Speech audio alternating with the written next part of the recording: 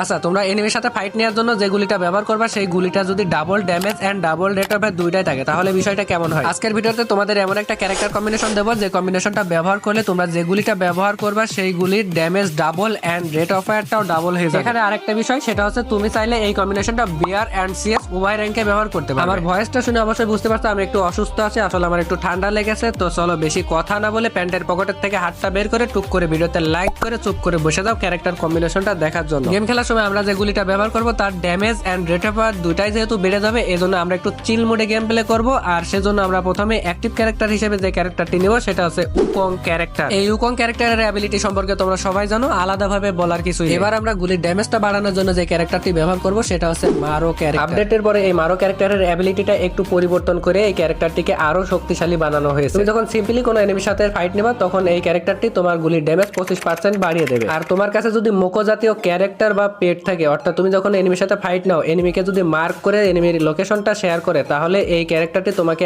আরো 5% extra damage দেবে। তাহলে তোমার টোটাল গুলির ড্যামেজটা 30% বৃদ্ধি পাচ্ছে। এখন দেখো, তোমার কাছে যদি ডাবল ড্যামেজের কোনো গান স্কিন থাকে আর তুমি যদি এই ক্যারেক্টারটি ব্যবহার করো তাহলে আরো 30% এক্সট্রা ড্যামেজ তুমি দিতে পারবে। তাহলে তোমার সামনে কি কোনো এনিমি এসে দাঁড়াতে পারবে? এবার আমরা যে ক্যারেক্টারটি ব্যবহার করব সেটা হচ্ছে লুনা ক্যারেক্টার। এই লুনা ক্যারেক্টারের অ্যাবিলিটি সম্পর্কে অনেকেই কিন্তু জানো যে আমাদের গুলির রেট অফ ফায়ারটা 8% পর্যন্ত বৃদ্ধি করে দেয়। তোমরা যদি একটু খেয়াল করো তাহলে বুঝতে পারবা যে যেগুলির রেট অফ ফায়ার বেশি সেইগুলিতে কিন্তু হেডশটটা একটু বেশিই লাগে। তাহলে তোমাদের ম্যাচের ভিতরে হেডশট রেটটা বাড়ানোর জন্য এবং এনিমিকে খুব দ্রুত মারার জন্য এই রেট অফ ফায়ারের কিন্তু কোনো বিকল্পই নেই। এখন তোমার যদি কোনোগুলি রেট অফ ফায়ার ডাবলের স্কিন থাকে আর তুমি যদি এই লুনা ক্যারেক্টারটা ব্যবহার করো তাহলে ওই রেট অফ এর সাথে আরো 8% রেট অফ ফায়ার এক্সট্রা দেবে। তাহলে বুঝতে পারছো যে তোমার ম্যাচের ভিতরে হেডশট রেটটাও একটু বাড়তে চলেছে। এবার এই ক্যারেক্টার কম্বিনেশনের সবথেকে মোস্ট ইম্পর্টেন্ট ক্যারেক্টারটি তোমাদের দেখাবো, যেটা ব্যবহার করলে খুব দ্রুত এনিমিকে তোমরা মারতে পারবে। সেই মোস্ট ইম্পর্টেন্ট ক্যারেক্টারটি দেখানোর আগে তোমরা যারা ফ্রি ফায়ার গেমটা আমার মতো মোবাইল দেখালো তারা ভিডিওতে একটা লাইক করে দাও। আর তোমরা যদি এই ভিডিওটি ফেসবুক পেজ থেকে দেখে থাকো